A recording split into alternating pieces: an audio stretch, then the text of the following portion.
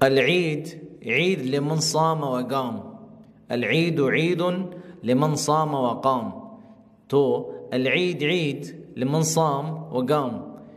العید عید، عید عید ہے لمن اس کی جس نے،